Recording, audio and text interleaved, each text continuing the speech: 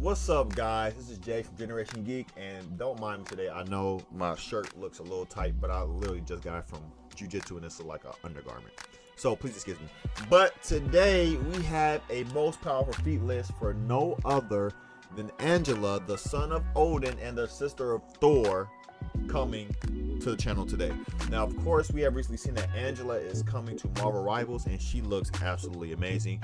And like growing up, seeing Spawn and stuff like that, I never was like big into the character of Angela, but I did some deep diving into her character, and Angela has some crazy feats, and we're going to get into that today. As of course, if you guys are new here, please like, share, subscribe. Every like, every subscribe goes a long way, and we want you guys to be part of our family. We would love to have you. Now, to start this list, I know there's still, this whole, people not understanding how Angela got to the Marvel Universe.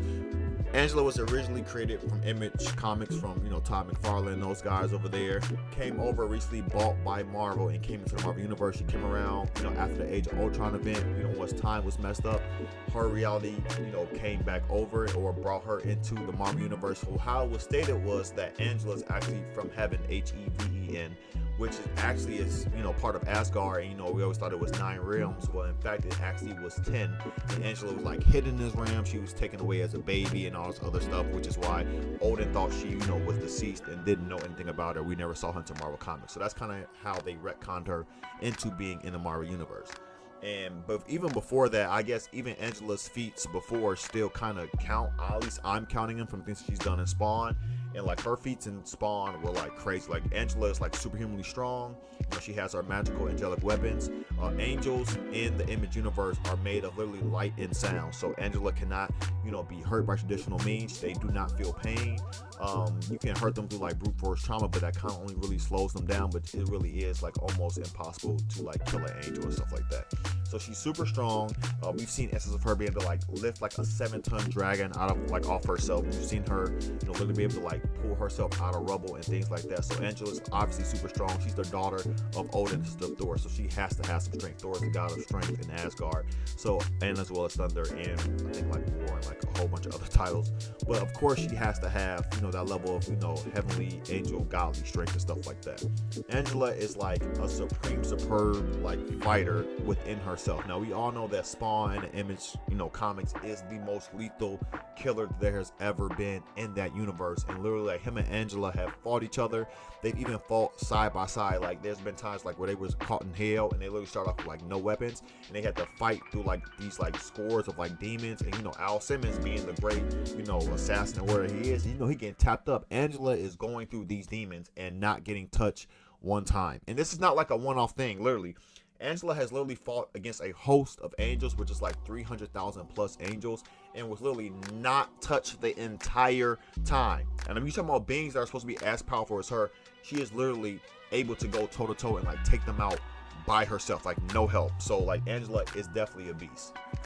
She's been able to take out beings like Urizen, who was like the god of light. She was able to hurt him where like, Spawn and shoot energy blasts, stuff like that, really doing no damage to her. But Angela comes, and pierces him, with her glaive and stuff like that, which is like super powerful. It has its own powers within itself. It has like energy projection, things like that. We've seen her take out the medieval knight Spawn, who like took down Violator. She was able to, hurt and take him down too. Angela literally is able to hold her own and go against some of the most powerful beings in that said universe.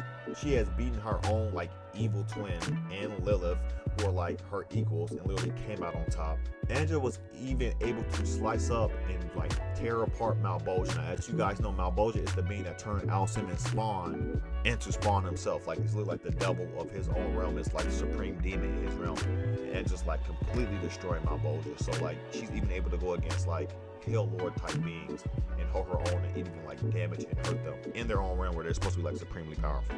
And of course, like you heard me talk about her lands. Her lands is like her main weapon. She has swords and axes, stuff like that.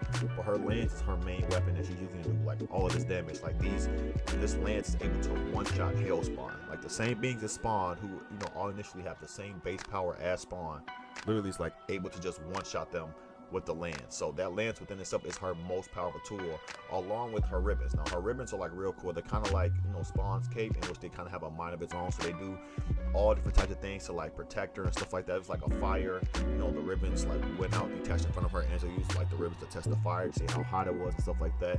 They obviously have like tactical abilities, able to wrap people up, you know, super strong beings, demons, aliens, whatever, you know, because even when she came over, she joined, you know, the Guardians of the Galaxy, which took her away from, you know, kind of, you know, the demon and angel stuff. It kind of brought her to like the space-faring, you know, universal type stuff, you know, with the Guardians, stuff like that. She even came across, when she crossed over into the Marvel Universe, with the Guardians of the Galaxy, and was literally fighting the whole team and matching Gamora, who we all know is the deadliest woman in the universe. That literally is her title, like above Black Widow and all the, you know, the powerful beings, like even Captain Marvel. Like literally Gamora is seen as the deadliest woman in the universe, like one of the ultimate weapons of the Marvel Universe. And literally was going toe to toe with not only Gamora, but the rest of the Guardians of the Galaxy. I mean, Rocket, Star-Lord, until she was like taken out by like Tony Stark with like a blaster or something like that. But was literally holding her own until she was caught off guard, which is like super impressive, because we all know how capable the Guardians within themselves are. Like the threats they, you know, deal with, even though they don't seem like to be like the most powerful, like heavy hitter team, they deal with some of the most powerful threats and always come out on top. So you gotta give her respect for that. Back to her lance. Her lance is so powerful that it is literally able to pierce antimatter. Yes, I don't even know how that's even possible, but this thing is able to pierce not only antimatter, but also anti-life and anti-soul wrapped into like a single dimensional like portal, bro. Like, so she's piercing this with her lance. You're talking about like powerful, like universal concepts that, you know, beings like Blue Marvel and stuff wield to like take out a Beyonder. She's able to pierce this with her lance. So like the magical weapons that she has are like nothing to sleep with. She can pretty almost take out anyone. It's kind of similar to like for me, Excalibur in Marvel Comics. I know like Brian Braddock has it, and it's like a super OP weapon that most people don't know that he has. That it can literally kill anything. When I say anything, like Excalibur is able to even kill Mephisto, as we saw, and I believe it was like Earth X, which it was the most powerful weapon that it was able to kill actually Mephisto. He could not come back. Like literally, it kills you like any other game. If your head gets cut off by this thing, like you die. Angela's weapon has the same ability, whether it's demons, angels, aliens, whatever.